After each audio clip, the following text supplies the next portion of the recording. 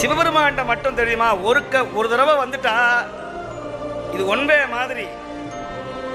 திரும்ப வெளியே போனீங்கன்னா ஒரு நாய் கூட மதிக்காது.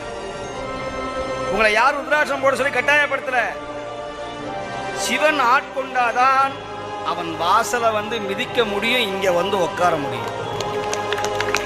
இல்லட்டா பிளாக்ல டிக்கெட்டை வாங்கிக்கிட்டு சொறி பிடிச்சவனையும் அவனை இவனையும் தலைவா அப்படின்னு போய் சொல்லக்கூடிய நிலைமை வராது. எங்க தலைவன் உள்ள இருக்கான்.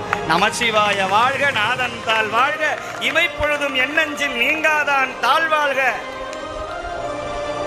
மகான்கள், பெரியவர்கள், ஞானிகள் எல்லாம் கோயில பூஜை பண்ணு, 4 பேருக்கு தர்மம் பண்ணு, சாப்பாடு போடு, பசியை நீக்கு, ஏழை முடியாத அன்பர்களுக்கு ஏதாவது உதவியை செய்.